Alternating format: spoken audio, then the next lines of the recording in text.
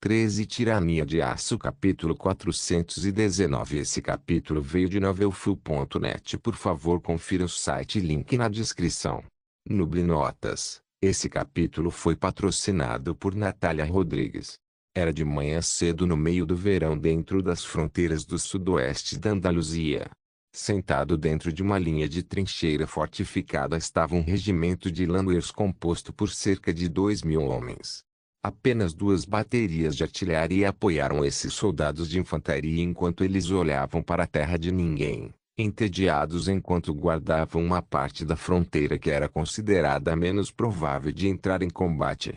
Neste momento, a Aliança Austro-Granada era composta por cerca de 75.000 homens destacados para as fronteiras da Andaluzia. Por isso, suas forças estavam espalhadas por toda a área, enquanto esperavam o ataque da União Ibérica, que agora reunia 4 exércitos de cerca de 100.000 homens cada um em diferentes locais. Enquanto o rei da Áustria liderava a cavalaria para erradicar as famílias reais dos reinos católicos ibéricos, soldados regulares como os desta linha de trincheira tomavam café e se divertiam com jogos de cartas. O coronel João Villinger estava bebendo de um copo de campo de aço inoxidável enquanto cumpria seu dever observando, vigiando seus homens e garantindo que sua área de defesa permanecesse sob controle austríaco. O homem havia se formado no treinamento de oficial com notas altas. No entanto, ele nunca acreditou que estaria sentado na retaguarda em uma seção quase imperceptível da fronteira andaluza, enquanto o resto de seus camaradas lutava contra ondas de soldados medievais. Ele estava em estado de depressão ao pensar em como sua vida como oficial de infantaria havia se tornado mundana. Como o homem lamentava sua posição atual, ele decidiu cumprir suas obrigações. Como tal, ele espiou a cabeça por cima dos sacos de areia para olhar ao longe, onde viu um mar de ferro brilhante. Embora seu alcance fosse distante, dava para perceber que não era uma estrutura natural. Instantaneamente alertado por essa descoberta, o homem pegou seu binóculo para ter uma visão melhor do que estava vendo. Ao longe, um exército de cerca de 100.000 homens arvorando vários estandartes, especialmente o do Reino de Portugal, estavam vestidos com várias formas de armadura. O brilho do sol refletido na posição do coronel enquanto ele contemplava a visão de dezenas de milhares de guerreiros vestidos de ferro. Ao mesmo tempo, eles marcharam em direção ao entrincheirado regimento de soldados austríacos. No momento em que este coronel percebeu o que estava olhando, perdeu o controle de seu aperto e a xícara de aço inoxidável caiu na lama sob seus pés, espirrando-a com café quente. Num momento de medo, as mãos do coronel começaram a tremer enquanto ele lutava para retirar o sinalizador do coldre. A mente de João estava cheia de pavor quando ele agarrou firmemente seu sinalizador com as 2 mãos antes de abrir sua ação. Ele remexeu em seu cinto de couro, pegando um sinalizador que escorregou de sua mão e caiu na lama abaixo. Imediatamente o homem se ajoelhou na trincheira, cobrindo seu uniforme com sujeira, e cavou na terra para recuperar seu sinalizador caído. Tendo desperdiçado momentos preciosos fazendo isso, João rapidamente enfiou o sinalizador em sua arma e disparou para o ar. Quando o projétil vermelho iluminou o céu azul, a visão fez com que os soldados meio adormecidos na trincheira austríaca entrassem em pânico, pois imediatamente olharam para a borda de sua posição fortificada e olharam horrorizados para o enorme exército vindo em sua direção. Depois de confirmar que quase 100.000 homens marchavam em direção à sua posição, outros 9 sinalizadores foram disparados de dentro da linha da trincheira, sinalizando às forças próximas que um exército de tamanho normal estava marchando em sua posição e que reforços eram necessários em sua localização. Isso causou uma reação em cadeia das várias colocações de infantaria para disparar seus sinalizadores até atingirem a parte central do exército austro-granada. A necessidade de reforços era urgente, afinal, não havia como 2.500 homens se defenderem contra um exército de 100.000. Apesar da incapacidade de manter a posição, o coronel austríaco cerrou os dentes antes de gritar seu comando para seu regimento. Carreguem suas armas e tomem suas posições. O inimigo está sobre nós e devemos deter seu avanço até que cheguem os reforços. Se vacilarmos aqui, Granada será invadida e os católicos impedirão nossa retirada de Gibraltar. Se tal coisa acontecesse, todo o nosso exército ficaria preso nesta terra esquecida por Deus sem saída. Pelo bem de seu rei e pátria, você deve manter a linha. Mantenha a linha mesmo que isso signifique sua morte. Deus conosco. No momento em que o coronel fez esse discurso, os 2.500 homens que compunham o regimento Langueira e as 2 baterias de artilharia levantaram suas armas para o ar e entoaram o grito de guerra do exército austríaco. Deus conosco. Deus conosco. Deus conosco. Depois de dizer isso, qualquer apreensão contida nos corações dos soldados austríacos foi expulsa por uma determinação destemida que apenas um guerreiro pode conhecer dentro de seus corações. 2.500 homens carregaram suas armas enquanto fixavam suas baionetas antes de apontar para a borda da linha da trincheira, esperando que o inimigo chegasse à distância de tiro, comprometidos em manter o terreno até que o último homem estivesse de pé. Em pouco tempo, João pôde ver através de seus binóculos que o exército inimigo havia se aproximado do alcance da artilharia austríaca. Ele imediatamente gritou para os homens responsáveis por usar tais armas para cumprir seu dever: abra fogo! Faça chover o inferno sobre esses bastardos! Ao dizer isso, sua mensagem foi transmitida aos oficiais de artilharia, que passaram a cumprir as instruções. Em pouco tempo, o eco dos canhões de campo FK-22 de 7,5 centímetros ressoou no ar enquanto o coronel olhava através de sua ótica para ver os projéteis pousar na posição ibérica. Um sorriso largo apareceu em seu rosto quando a primeira barragem de 12 projéteis atingiu as linhas de frente do exército inimigo. Em pouco tempo, a explosão estrondosa subsequente encheu o ar enquanto os projéteis continuavam a pousar sobre os ibéricos que avançavam às centenas. Apesar disso, os soldados da União Ibérica e seus voluntários estrangeiros continuaram a marchar pelas barragens inalterados, com olhares de determinação sombria em seus rostos. A cena dos campos à distância foi totalmente devastada pela artilharia, e cadáveres jazem destruídos na paisagem arruinada. Dezenas de milhares de homens já haviam perecido e, no entanto, era como se eles nem tivessem feito uma moça no enorme exército. Em pouco tempo, os soldados ibéricos passaram pela artilharia e entraram no alcance do rifle, onde o coronel João imediatamente sacou um rifle de agulha próximo e carregou sua brecha com um cartucho de papel. Ao fazer isso, ele comandou os soldados na linha de trincheira. Fogo à vontade. Quando João disparou seu primeiro tiro, e aqueles ao seu redor fizeram o mesmo, seus ouvidos zumbiam com a rajada de tiros. Apesar disso, ele rapidamente puxou o ferrolho de seu rifle de agulha e carregou outro cartucho de papel antes de atirar para baixo mais uma vez. Sua bala acertou o alvo ao perfurar o torso sem armadura do recruta pesante que avançava em sua direção com uma lança na mão. No entanto, eles caíram mortos no chão no local.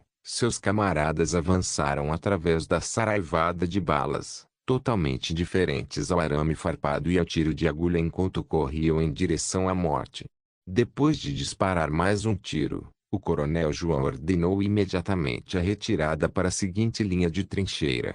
A posição deles estava prestes a ser invadida e ele não queria ser cercado pelo exército inimigo. Retorne para a próxima linha. Recue. Depois de dizer isso, ele escalou rapidamente a parede da trincheira e correu por mais uma terra de ninguém em direção à segunda linha da trincheira. Seus homens prontamente seguiram seu exemplo, onde imediatamente deslizaram para a trincheira ao lado da retaguarda que tinha seus rifles carregados e prontos para os guerreiros católicos que se aproximavam. João imediatamente fez uma oração silenciosa enquanto preparava sua arma para disparar. A batalha na fronteira portuguesa tinha apenas começado e, embora ainda não tivessem perdido nenhum soldado, eventualmente os austríacos ficariam sem trincheiras para se esconder. Quando isso acontecesse, seria um combate corpo a corpo total com dezenas de milhares de seus inimigos. Quando as linhas de frente dos soldados ibéricos e seus voluntários estrangeiros alcançaram a primeira linha de trincheira, eles imediatamente começaram a atacar suas fortificações e entrar na linha de fogo. Enquanto isso acontecia, O rei de Portugal recostou-se em segurança, olhando para o campo de batalha com um sorriso de escárnio no rosto. Ele deu uma única ordem aos milhares de homens fortemente armados e cavaleiros ao seu lado.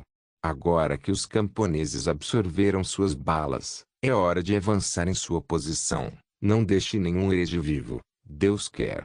Dito isto, a infantaria pesada e as forças de cavalaria do exército português começaram a atacar. A batalha pela fronteira andaluza estava apenas começando. Tirania de Aço capítulo 420. João apertou o gatilho de seu rifle, fazendo com que a agulha se projetasse através do cartucho de papel, atingindo assim a tampa de percussão embutida nele. Essa reação acendeu a pólvora, impulsionando o projétil calibre 451 para baixo e para dentro do crânio de um cruzado que se aproximava. Cruzado seria a palavra mais apropriada, já que esses homens estavam travando uma guerra santa contra o exército de Granada e seus aliados austríacos reformistas. Apesar de serem meros camponeses que pegaram arma pela primeira vez em nome de Deus, esses destemidos guerreiros de Cristo mereciam genuinamente o termo. O coronel do regimento austríaco continuou a atirar contra o inimigo que avançava ao lado de seus soldados. No entanto, não importa quantas balas foram lançadas ou quantos cruzados eles mataram em combate, os católicos nunca pareciam ficar sem tropas. Se não fosse pelas posições entrincheiradas e seus capacetes de proteção, as saraivadas de flechas disparadas em sua localização provavelmente teriam causado muito mais baixas do que sofreram atualmente. No entanto, assim que João pensou sobre isso, o crepitar dos tiros e a fumaça da pólvora foram expelidos no ar, enquanto as bolas de chumbo caíam nas posições austríacas. Da outra linha de trincheiras a cerca de 30 metros de distância, os cruzadeiros arquebusiers começaram a disparar uma saraivada de fogo. Uma única bola de chumbo ressoou contra o talhão de João quando ele caiu de sua posição e caiu no chão. Ele estava fortemente atordoado quando um soldado próximo verificou sua condição. Por fim, o capacete de aço foi removido de sua cabeça, onde ele contemplou com admiração uma enorme cavidade em sua superfície. Se não fosse por este capacete padrão, sua vida de fato teria sido tirada naquele momento. Depois de recuperar a clareza de espírito, João colocou o capacete amassado de volta em seu crânio, onde se livrou do soldado que estava verificando sua condição. Estou bem. Não se preocupe comigo, continue atirando na posição inimiga. Dito isto, o soldado imediatamente saudou seu comandante e voltou ao combate. João rapidamente desatarrachou a tampa de seu cantil e tomou um gole da água purificada antes de guardá-la no cinto. Depois de fazer isso, ele verificou se seu rifle estava carregado mais uma vez e enfiou a cabeça por cima da linha da trincheira. Quando ele voltou ao combate, outra rajada dos arquebusiers foi disparada contra sua posição. Embora fosse terrivelmente impreciso a essa distância, foi em tal volume de tiro que não era incomum que o defensor austríaco fosse atingido pelos projéteis. Felizmente, eles usavam armaduras de aço avançadas, que defendiam seus órgãos vitais das armas primitivas que seus inimigos usavam. Com isso em mente, João mirou sua mira de ferro no arquebusier mais próximo. Ele disparou seu tiro, o projétil cilíndrico calibre 451 lançado para baixo e através do elmo da chaleira do arquebusier, espalhando seu cérebro nos sacos de areia próximos. Infelizmente para o inimigo, sua armadura medieval não era páreo para as armas avançadas do exército austríaco. Depois de disparar, João imediatamente puxou o ferrolho de sua arma e recarregou outro cartucho de papel antes de atirar mais uma vez no inimigo que avançava. Sob o disfarce do fogo de arquebuse, a infantaria ibérica avançou em direção à linha de trincheiras. Em pouco tempo, João se viu envolvido em um combate corpo a corpo com um contingente de camponeses, armado com uma lança enquanto corria para a trincheira austríaca. João imediatamente levantou seu rifle no ar, onde desviou a lança que se aproximava antes de mudar o equilíbrio e enfiar sua baioneta de lâmina de aço de 10 polegadas na armadura de gambezon do camponês, perfurando diretamente através dela em sua carne. Depois de fazer isso, Ele recuperou sua baioneta e não prestou mais atenção ao cadáver à sua frente. Em vez disso, ele carregou outro tiro e atirou na próxima onda de cruzados que avançaram para a morte como loucos. Em pouco tempo, os impostos dos camponeses foram gastos, restando apenas algumas centenas deles. No entanto, quando os austríacos pensaram que a vitória havia chegado, os cavaleiros e homens de armas do Reino de Portugal, bem como seus aliados cruzados, correram pela terra de ninguém e para a trincheira. Esses homens estavam fortemente vestidos com armaduras de ferro e aço e, portanto, as baionetas não seriam tão eficazes contra eles. A infantaria pesada ibérica lançou suas espadas e maças sobre os defensores austríacos sem medo da morte. Infelizmente para o langoer médio, eles não eram tão bem treinados em combate corpo a corpo quanto aqueles que treinaram suas vidas inteiras nessas artes. Corpos de soldados austríacos começaram a desmoronar em torno de João enquanto ele lutava para se defender de um cavaleiro de Portugal. Em pouco tempo, ele sentiu a ferroada quente do aço penetrando em sua carne enquanto uma espada longa cravava em suas costas. Felizmente para ele, perdeu todos os seus sinais vitais. No entanto, foi o suficiente para fazê-lo largar a arma. Em resposta a isso, ele rapidamente sacou seu revólver e disparou um tiro no torso do cavaleiro à sua frente antes de se virar e atirar outro no homem que o havia esfaqueado pelas costas. Ele tinha 4 tiros restantes quando desabou contra a parede da trincheira, disparando outro tiro contra um homem de armas próximo que estava prestes a matar um de seus soldados. A bala perfurou o capacete do homem e tirou sua vida, fazendo com que seu corpo couraçado desabasse sobre o langoer austríaco ferido. João lutou para ficar de pé enquanto tentava reunir seus homens sobreviventes contra os atacantes que se aproximavam. Mantenha-se firme. Os reforços estão a caminho. Mantenha-se firme. Quando os defensores austríacos ouviram isso, eles começaram a lutar com cada fibra de seu ser, mas agora restavam apenas algumas centenas deles. Com isso em mente, João enfiou a mão no cinto e puxou sua pá, que foi afiada para combate corpo a corpo. Com um revólver em uma das mãos e uma arma contundente na outra, ele começou a caminhar pela linha da trincheira enquanto sangrava nas costas.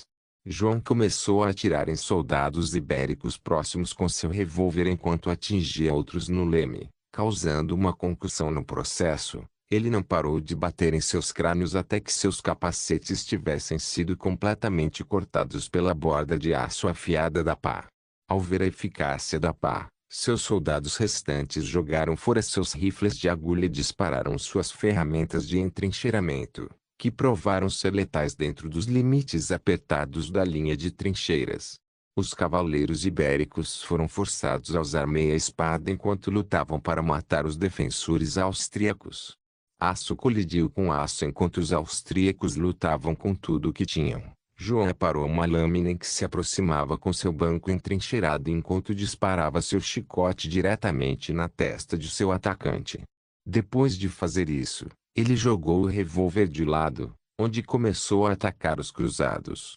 Em menor número e oprimidos, os langoeiros austríacos lutaram, desesperados para defender sua posição até que os reforços chegassem.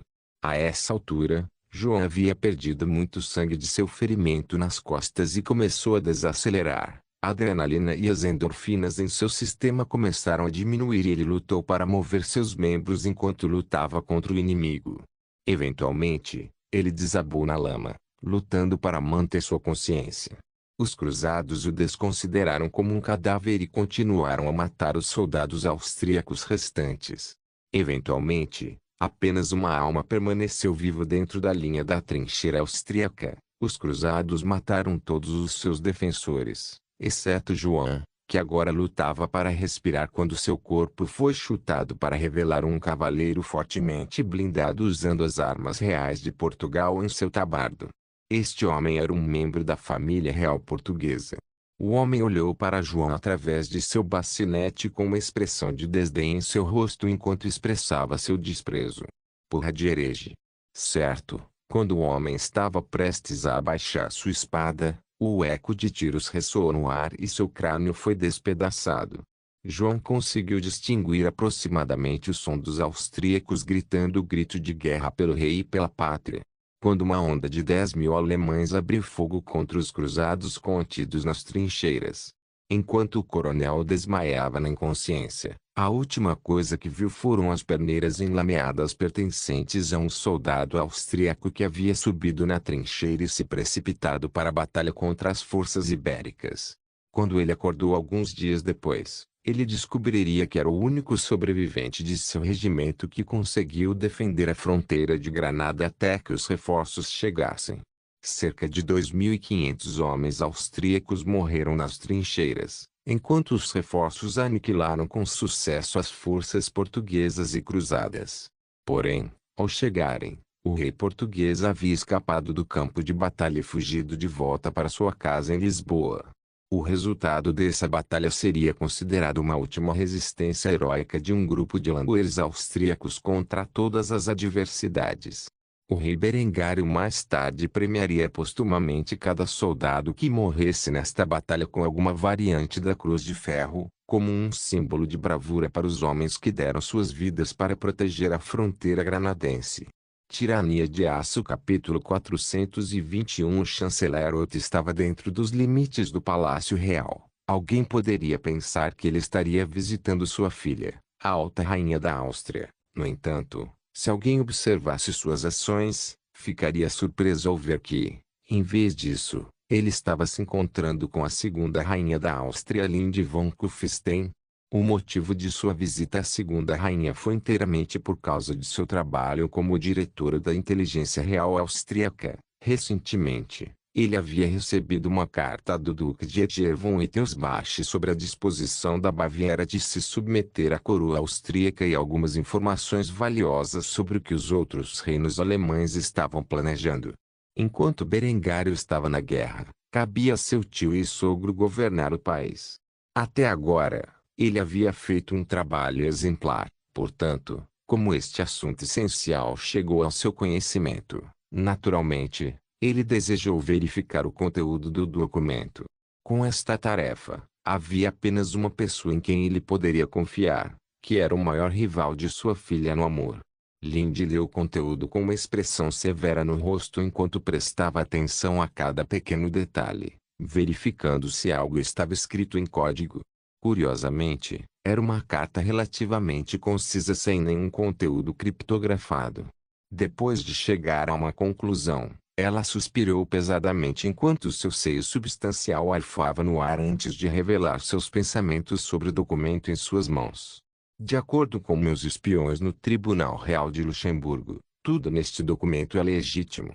As forças de Luxemburgo detiveram o exército mercenário da Baviera dentro de Brandemburgo. Como resultado, o Duque de Eger tentou reunir os reinos alemães contra nós enquanto Berengar estava em guerra na Península Ibérica. Ele rejeitou suas noções e provavelmente percebeu que qualquer esperança de se vingar dele era nula. Ele pode ser um homem incrivelmente orgulhoso e mal-humorado. Ainda assim, ele não é tolo. Ele provavelmente percebe que vamos dizimar a cruzada camponesa na Península Ibérica e aniquilar a força mais profissional que marcha em nossas fronteiras nos próximos anos. Portanto, acho que sua disposição de se submeter ao nosso governo é uma tentativa de evitar a ira de Berengário quando ele finalmente subjugar o mundo alemão. Por enquanto, encarregarei meus agentes na Corte Real da Baviera de ficar de olho em Eger e seus confidentes. Este é apenas o meu conselho, então leve-o com cautela. No entanto, sugiro que você escreva de volta para ele informando sua intenção de trabalhar ao lado da Bavaria em um futuro próximo e que aceitaremos seus pagamentos em parcelas, conforme combinado inicialmente. Lembro de que a única razão pela qual Berengar não marchou sobre seu reino com todo o poder do exército austríaco em suas costas é que ainda há algum tempo restante no tratado até que ele seja forçado a pagar as reparações integralmente. Depois de fazer isso, insinue ao duque que tal prazo poderia ser prorrogado se os bávaros começassem a pagar suas parcelas imediatamente. Se eles começarem a pagar suas indenizações em prestações, isso pode ser visto como um sinal de sinceridade para com a Áustria e seu rei. Fique tranquilo, se Eger tentar algo tolo, A inteligência real saberá disso e prometo que impediremos isso antes que se torne um problema. Então, por favor, proceda como achar melhor. Otto curvou a cabeça em resposta à segunda rainha. Embora nunca tenha gostado do estilo de vida polígamo de Berengar ou do fato de o rei ter traído sua filha com essa mulher, o chanceler deve admitir que Linde era uma mulher temível e intimidadora. O olhar em seus olhos azul celeste trouxe calafrios à sua espinha enquanto ele observava ler o conteúdo da carta com uma expressão severa em seu rosto impecável. Depois de ouvir a opinião de Linde sobre a carta, Otto suspirou aliviado antes de pegá-la de volta. Ele só levantou a cabeça do arco depois que Linde aparentemente permitiu que ele o fizesse. Agradeço, minha rainha, por sua orientação. Terei certeza de negociar uma aliança favorável com o Ducado da Baviera e preparar o caminho para a anexação de seu reino por Berengar em breve. Linde acenou com a cabeça em resposta a isso antes de comentar sua declaração. Certifique-se de fazer. Agora, se não houver mais nada, tenho coisas que devo resolver. Tenho certeza de que você sabe como sair do palácio. Otto curvou-se mais uma vez antes de licitar. A despedida da segunda rainha. Agradeço pelo seu tempo, majestade. Vou me despedir. Rezo para que você e seus filhos estejam saudáveis e felizes. Depois de dizer isso, Otto deixou a área e voltou para seu château para começar a trabalhar. Quanto a Linde, ela voltou para o quarto principal e se esparramou na cama enquanto cheirava o cheiro que Berengar havia deixado para trás em seu lugar. Ao fazê-lo, ela notou a aproximação de uma das outras esposas de Berengário. Era ninguém menos que Honoria. A princesa bizantina tinha uma expressão levemente preocupada no rosto enquanto fazia a pergunta em sua mente. Você já ouviu? Linde olhou para Honoria com uma expressão zombeteira antes de zombar dela. Ouço muitas coisas, faz parte do meu trabalho. Você vai ter que ser específico. A beldade de cabelo roxo imediatamente começou a fazer beicinho enquanto esclareceu o que queria dizer. Você ouviu que Berengar executou o rei de Castela e sua família? Ele mergulhou o reino inteiro no caos. Um largo sorriso se espalhou pelo rosto de Linde enquanto ela se esparramava no grande colchão de penas. Ao fazê-lo, ela falou brincando. Oh sim. Isso.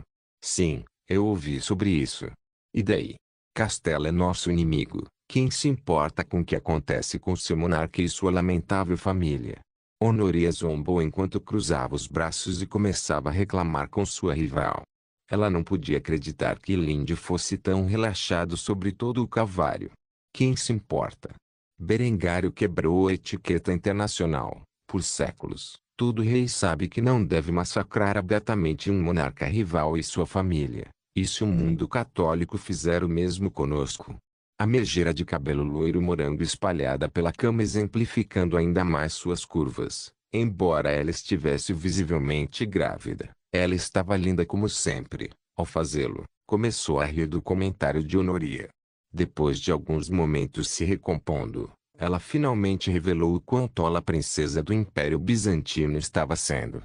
Eu não me preocuparia com isso se eu fosse você. Você pode não estar ciente, mas como diretor de inteligência real e esposa favorita de Berengar, tenho acesso aos projetos de armas que ele e a equipe de pesquisa e desenvolvimento do Royal Armoury têm feito.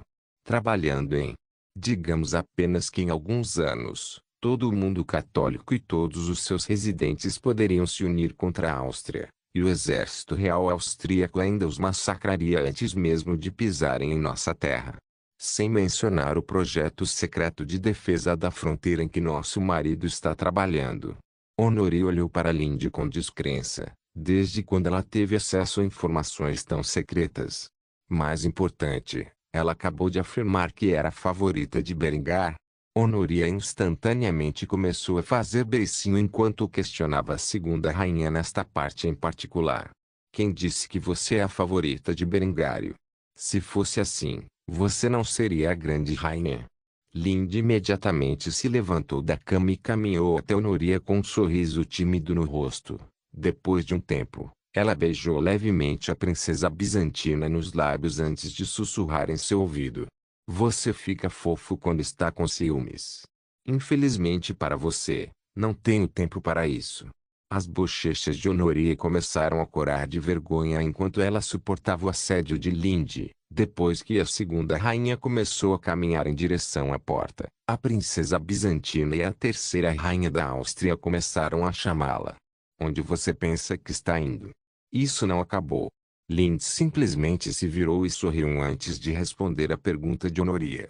Vou revisar algumas informações importantes no quartel-general da inteligência real. Alguns de nós temos papéis mais importantes a desempenhar na vida de Berengar do que meramente apelar para a sua fantasia de uma rainha pirata. Depois de dizer isso, Linde deixou Honoria para trás para fumegar em sua fúria interior. Às vezes aquela mulher sabia exatamente como irritá-la.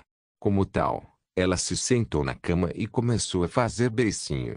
Ela se recusou a ouvir as palavras de provocação daquela mulher vil. Enquanto pensava sobre isso, ela decidiu visitar Adele e informá-la sobre o que Linde havia dito.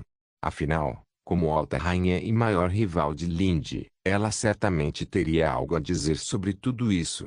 Quanto a Linde, ela fez exatamente o que disse que faria, apesar do fato de o departamento de inteligência ter se tornado essencialmente autossuficiente sem a necessidade de sua contribuição. Ela ainda era tecnicamente sua diretora. Assim, Linde pretendia supervisionar algumas questões em andamento nas três regiões de interesse que eram a Península Ibérica, a França e o Báltico. Quanto ao resto do mundo ocidental, embora a Áustria já tivesse espalhado sua rede de agentes há muito tempo, havia pouca preocupação com essas regiões por enquanto. Assim, enquanto Berengário estava em guerra, as coisas dentro da Áustria continuaram avançando em um ritmo constante. Tirania de Aço capítulo 422. Dentro do Palácio Real da Áustria, duas jovens conversavam. Desde que Henrietta confessou seus sentimentos a seu irmão mais velho, ela foi alienada pela maioria das mulheres na vida de Berengar. A única exceção a essa regra era a alta rainha dela, sua prima e amiga íntima. À medida que as duas jovens ficavam lado a lado, ficava cada vez mais claro o quão próximos elas eram, pois compartilhavam muitas características semelhantes. Se alguém desconhecia seus antecedentes, eles poderiam até assumir que eram irmãs. Apesar de ser 2 anos mais nova que a dela, Henrietta havia se tornado mais significativa em estatura do que sua prima mais velha. Até agora, a adolescente era mais alta e mais curvilínea do que a dela, o que trouxe uma carranca ao rosto da alta rainha quando ela percebeu isso. Ela não tinha ideia do que Berengar estava alimentando sua irmã para que ela crescesse muito mais do que ela. No entanto, ela rapidamente desviou o rosto dessa diferença perceptível e, em vez disso, voltou sua atenção para o evento que estava planejando. Com o passar dos anos, o primeiro lote de recrutas das Forças Armadas de Berengar, que agora eram veteranos endurecidos, se aposentaria do serviço ativo e entraria na reserva, deixando a defesa da nação para a geração mais jovem. Considerando que Berengar repetidamente expressou a importância de homenagear os soldados da nação e preservar sua cultura militante, Adela assumiu a responsabilidade de organizar uma grande cerimônia para os milhares de soldados que morreram em batalha e muitos outros que agora estavam vendo o fim de seus dias de combate. Sem o conselho do rei, Adela planejou realizar o primeiro desfile anual Dia dos Veteranos quando os soldados estacionados na Península Ibérica retornassem de sua exaustiva campanha. Com isso em mente, ela optou por envolver a irmã do rei no planejamento, pois Henrietta precisava cumprir seu dever como membro da família real. A alta rainha da Áustria apontou para a réplica da cidade de Kufstein que está sobre a mesa diante dela. Especificamente, ela estava apontando seu dedo delicado para Mainstedt, que seria seccionada e usada como área para o desfile. Ao fazê-lo, ela expressou os pensamentos em sua mente. Devemos fazer com que os veteranos sobreviventes de cada conflito saiam de cada vez em ordem cronológica de suas guerras. Ao ouvir isso, Henrietta acenou com a cabeça antes de ter uma ideia própria. No entanto, ela lutou para expressar sua opinião por medo de ser rejeitada devido à sua natureza mansa. Talvez, se não for muito, podemos fazer com que usem réplicas dos uniformes que usaram durante aquele conflito. Ao ouvir isso, Um lindo sorriso apareceu nos lábios deliciosos de Adela enquanto ela ouvia a entrada de sua prima. Que ideia maravilhosa, Henrietta! Vamos começar com a milícia camponesa na batalha de uma cidade mineira e passar para os uniformes mistos dos veteranos da Guerra da Fronteira de Kitzbühel. Depois disso, vamos homenagear os soldados que lutaram na conquista do Tirol, e assim por diante. Os lábios de Henrietta se curvaram em um lindo sorriso ao ouvir os elogios da alta rainha. Sua confiança em seu papel começou a disparar quando ela começou a sugerir outra ideia. Talvez possamos tirar o pó de algumas das velhas armas armazenadas e recondicioná-las para serem usadas no desfile. Adela acenou com a cabeça em resposta a isso antes de passar para o próximo ponto do evento enquanto movia uma pequena figura de madeira usada para representar Berengar para a posição no topo da formação.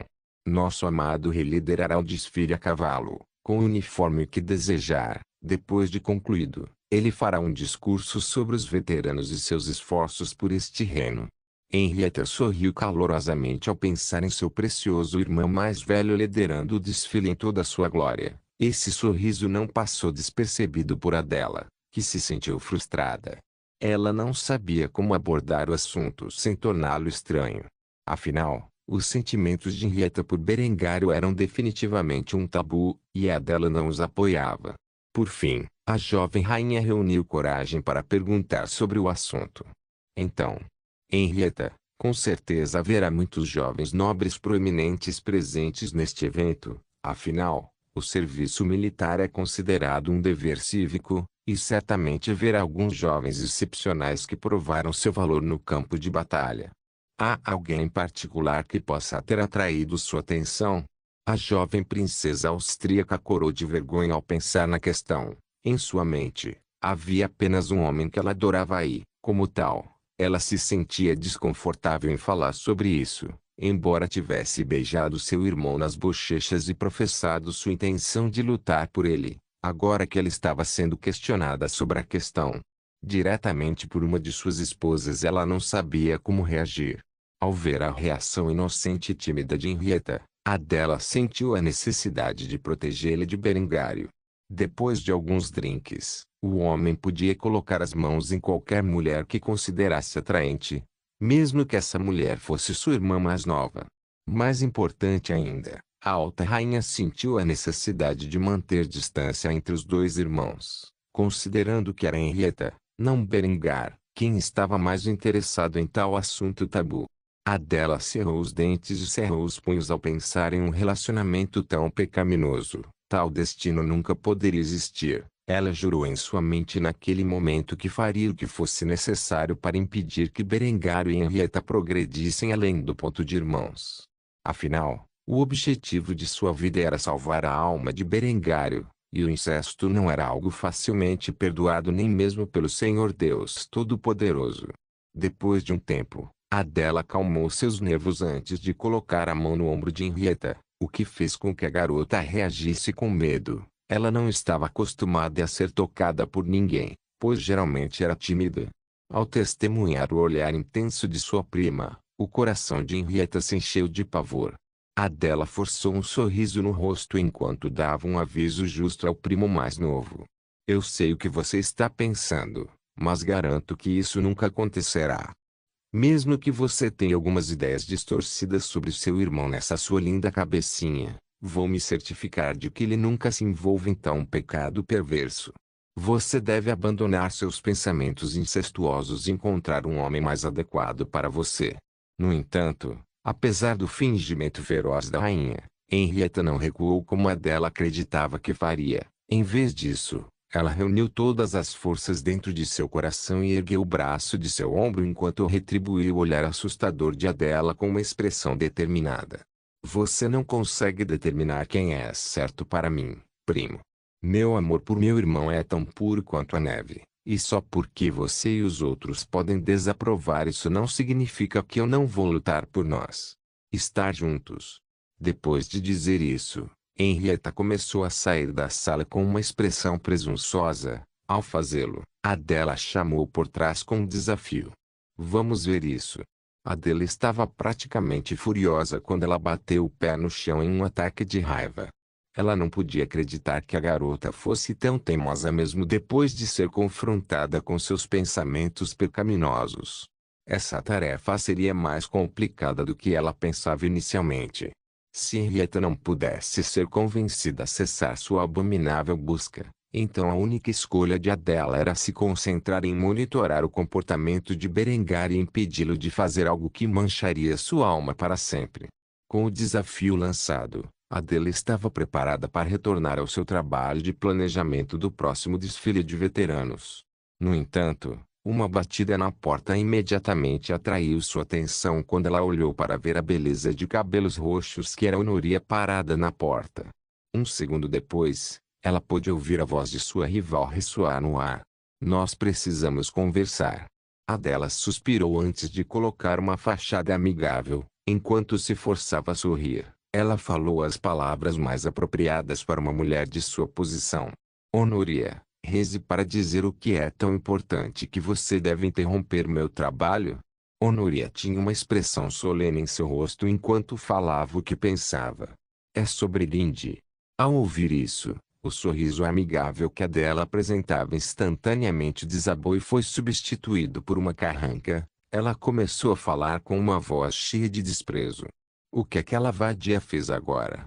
Honoria riu quando ouviu uma linguagem tão dura da supostamente piedosa grande rainha da Áustria e decidiu instigar o conflito entre os seus dois rivais. Não é muito, eu apenas pensei que era necessário informar a você que Lindy afirma ser a favorita de Berengar, e que ela está afirmando sua afirmação esfregando o fato de que conhece informações ultra-secretas sobre os planos de Berengar para a defesa da Áustria. A carranca de Adela instantaneamente azedou ainda mais quando ela começou a falar o que pensava sobre sua rival mais antiga. Claro, ela conhece informações classificadas sobre a defesa do nosso reino. Ela é a diretora de inteligência. Isso não tem nada a ver com ser a favorita de Berengar. Aquela cadela está sempre falando mal das minhas costas. Primeiro, tenho que me preocupar sobre Henrietta tentando arrebatar Berengar em uma união profana. E agora tenho que lidar com os comentários sarcásticos de Lindy. Você diz àquela prostituta que se ela fosse realmente a favorita de Berengário, então ele a teria escolhido para ser sua grande rainha. Ela sabe muito bem que nosso marido não é o tipo de homem que cumpre obrigações como noivado se isso atrapalhar seus caprichos. Honoria tinha um sorriso diabólico em seu rosto quando ouviu a resposta de Adela à reclamação de Lindy. Ela conseguiu atrair a garota para um conflito aberto com sua rival. Enquanto essas duas cadelas estavam na garganta uma da outra, ela poderia colher os despojos. Tudo o que ela tinha que se preocupar agora era o azarão em sua casa. Afinal, Honoria também não confiava que Berengário estivesse sozinho com sua irmãzinha no momento. Tendo cumprido sua trama para dividir e conquistar, Honoria assumiu uma fachada amigável ao responder ao comentário de Adela. Tenho certeza de informar Lindy de suas palavras. Depois de dizer isso, ela saiu da sala, deixando Adela em um estado de fúria crescente. Como sempre, o relacionamento das esposas de Berengário estava longe de ser cordial nos bastidores. Cada um deles lutou para ganhar sua afeição e garantir o futuro de sua progênie. Embora o casamento de Honoria com Berengário fosse matrilinear, ainda havia muito a ganhar para seu futuro filho com o apoio do rei da Áustria. Não se esqueça de deixar o link de se inscrever no canal. Caso queira contribuir de alguma forma com o canal, entre em contato comigo pelo Instagram do canal. O link do Instagram do canal estará na descrição do vídeo. Por favor, certifique-se de verificar meus outros vídeos. Tenho certeza que você vai gostar deles. Solém irmãos.